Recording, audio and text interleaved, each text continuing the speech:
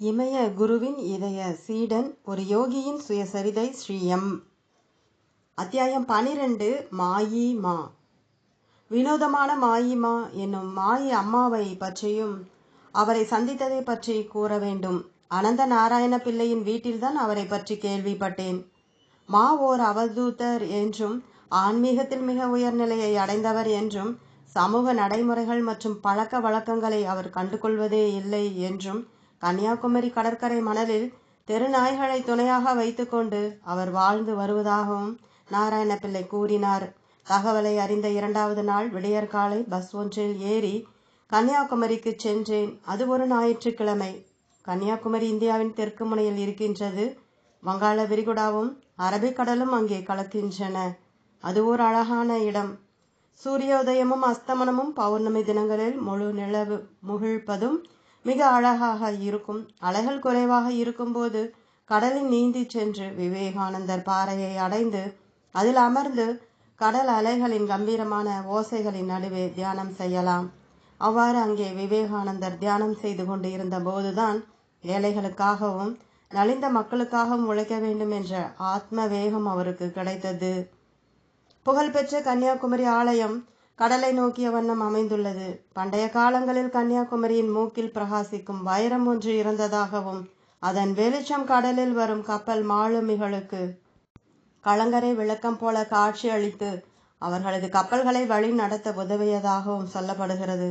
கோவில் நண்பகலில் மூடப்படுவதால் முதலில் கோவிலுக்கு செல்ல தீர்மானித்தேன். கன்னியாகுமரி அம்மனின் சிலை சாதாரண செயற்கை வைர மூக்கியத்துடன் கூட தெய்வீக கலையுடன் அழகாக இருந்தது. மாயி அம்மா எங்கே என்று தேட வேண்டும். ஆனால் பசித்தது. காலை உணவு சாப்பிடவில்லை. சாப்பிட்டு விட்டு விசாரிக்கலாம் என நினைத்தேன். முதலில் தென்பட்ட முருக விலாசிற்குள் நுழைந்து கல்லாவுக்கு அருகில் இருந்த மேஜையில் அமர்ந்தேன். தோசையை சாப்பிட்டபடி முதலாளியிடம் மாயி அம்மாவை பற்றி விசாரித்தேன். மாயி அம்மாவை தெரியும், ஆனால் அவர் எங்கிருந்து வந்தார் என்பது யாருக்கும் தெரியாது என்றார் அவர். 30 ஆண்டுகளுக்கு முன் அவர் கன்னியாகுமரிக்கு வந்தார் என்றும் அந்த நாளிலிருந்தே மாயி அம்மா அதே மாதிரிதான் தோற்றம் அளிக்கிறார் என்றும் எப்போதும் தெருநாய்களால் பாதுகாப்பு வளையம் போல சூழப்பட்டு இருக்கிறார் என்றும் அந்த நாய்களுடன் தனது உணவை பங்கிட்டுக் கொள்கிறார் என்றும் அவர் கூறினார். எங்களது பேச்சில் நடுத்தர வயதுடைய பணியாளர் ஒருவர் சேர்ந்து கொண்டார். மாயேமா மனித உருவில் வந்திருக்கும் பிரபஞ்சத்தின் தாய் என்று கூறினார். ஒரு அசாதாரணமான சம்பவத்தையும் எடுத்துரைத்தார். மாயி அம்மாவை முதலில் எல்லோரும் பைத்தியம் என்று நினைத்தார்கள். அதனால் யாரும் அவருக்கு உணவு தரவில்லை. அவர் கடலை நோக்கி சென்றார். வெறும் கைகளாலேயே சில மீன்களை பிடித்தார். கடல் பாசியை சேகரித்து மீன்களை அதன் மேல் போட்டார். கடல் பாசில் சில முறை ஊதியதும் பாருங்கள், நெருப்பு பற்றி கொண்டு விட்டது. மீன்கள் எல்லாம் நன்றாக வெந்து சாப்பிடுவதற்கு ஏதுவாக ஆகிவிட்டன. அதற்கு பிறகு மாயி அம்மாவுக்கு மக்கள் உணவு கொடுக்க ஆரம்பித்தனர். உணவு விடுதி சொந்தக்காரர்கள் மாயிமா தங்களது விடுதிக்கு வந்து பிச்சை கேட்டால் அதிர்ஷ்டம் கொட்டும் என்று நம்பினார்கள். எனவே அவருக்கு நிறைய உணவு அளித்தார்கள். அவர் எங்கே பார்க்கலாம் என்று வினவினேன். கோவிலின் பின்னால் மதில் சுவரை ஒட்டி போனால் அங்கே எங்கேயாவது பாறைகளின் மறைவில் நாய்கள் சூழ இருப்பார் என கூறினார்கள். சில தோசைகளை கட்டிக்கொண்டு மாயி அம்மாவை தேடி சென்றேன். கடற்கரை மணல் சுட்டெரித்தது. செருப்பு அணிந்திருந்ததை எண்ணி மகிழ்ந்தேன். கடற்கரை ஓரம் மணற்பரப்பின் மீதும் பாறைகளின் மீதும் நடந்து சென்று கொண்டிருந்த பொழுது நாய்களின் உருமல் கேட்டது. நின்றேன். ஒரு பெரிய பாறைக்கு முன்பாக 6 நாய்கள் அரை வட்டத்தில் நின்றபடி என்னை நோக்கி உருமின. அசையாமல் நின்றேன். பாறையின் பின்னால் இருந்து ஒரு இனிமையான ஒலி கேட்டது. அவை என்ன வார்த்தைகள் என்று புரிந்து கொள்ள முடியவில்லை. நாய்கள் உருமுவதை நிறுத்தின. ஒதுங்கி நின்றன. துணிவுடன் முன்னேறினேன். பாறையின் பின்னால் பார்த்தேன். அங்கே அம்மா உட்கார்ந்திருந்தார். சிரித்தார். முகம் பளிச்சிட்டது. அவரது கண்கள், அதை எப்படி வர்ணிப்பது? வா என்று அம்மா தான் மிக நேசிக்கும் மகனை அழைப்பது போல என்னை அழைத்தார். என்ன ஆனது என்றே தெரியவில்லை. நான் சத்தமாக குழந்தையைப் போல தேம்பி தேம்பி அழ ஆரம்பித்து விட்டேன்.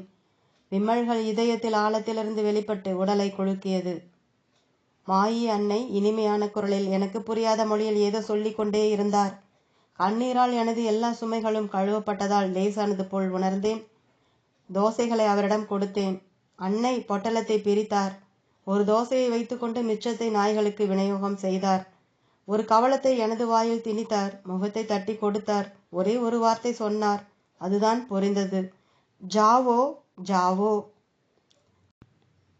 அவரது பாதங்களில் சாஷ்டாங்கமாக பணிந்து எழுந்தேன், விலகி வந்தேன். பேருந்து நிலையத்தை நோக்கி நடந்து சென்ற போது தொலைவில் தெரிந்த விவேகானந்தர் பாறையை பார்த்தேன். விவேகானந்தர் ராமகிருஷ்ணரை சந்தித்த போதும் இதே மாதிரிதான் உணர்ச்சி வசப்பட்டாரா என சிந்தித்தேன். திருவனந்தபுரம் பஸ்ஸில் ஏறினேன். மிகவும் நேரம் கழித்துத்தான் வீட்டிற்கு வந்து சேர்ந்தேன். அன்னை விழித்து கொண்டு இருந்தார். இரவு உணவை சூடுபடுத்தி மேஜையின் மீது வைத்தார். எந்த கேள்வியும் கேட்கவில்லை. நேரமாகிவிட்டது, சாப்பிட்டு தூங்கு என்று சொல்லிவிட்டு படுக்கை அறைக்கு சென்று விட்டார். இரவு ஒரு கனவு வந்தது. சாலை சந்திப்பு ஒன்றில் வளர்ந்திருந்த பிரம்மாண்டமான ஆலமரத்தின் கீழே புத்தரை போல பத்மாசனத்தில் அமர்ந்து இருந்தேன். மெலிந்திருந்தேன். ஜடாமுடி மற்றும் தாடியுடன் இருந்தேன். சாலையிலிருந்து யாரோ ஒருவர் கைத்தடி ஊன்றியபடி நடந்து வந்தார். அருகே வந்ததும் கண்டுகொண்டேன், மாயி அம்மாதான். ஆனால் இப்போது நீலம் கலந்த ஊதா வண்ணத்தில் புடவை அணிந்திருந்தார். பார்த்து கொண்டிருந்த போதே அந்த ஆலமர உயரத்திற்கு வளர்ந்தார். என்னை பார்த்து சிரித்தபடி, பசியாக இருக்கிறது, சாப்பிட ஏதாவது கொடு என்று கேட்டார். என்னிடம் எந்த உணவும் இல்லை என்பதால் தர்ம சங்கடப்பட்டேன். உனது பிச்சை கிண்ணத்தை பார் என்றார். பார்த்தேன். அதில் ஒரே ஒரு அரிசி இருந்ததை கண்டேன். மன்னிப்பு கோரியபடி அதை அவருக்கு கொடுத்தேன். அதை அவர் சுவைத்து சாப்பிட்டார். பிறகு என் நெற்றியை வலது கையால் தொட்டார். கண்களை மூடிக்கொள் என்றார். விவரிக்க முடியாத ஆனந்த அலை உடலில் ஊடுருவி ஒவ்வொரு அணுவிலும் வியாபித்தது. விழித்து எழுந்தேன். விடிந்து வெகு நேரமாகி இருந்தது. அற்புதத்திலும் அற்புதமாக அந்த ஆனந்த அலைகள் உள்ளே இன்னும் அதிர்ந்து கொண்டே இருந்தது.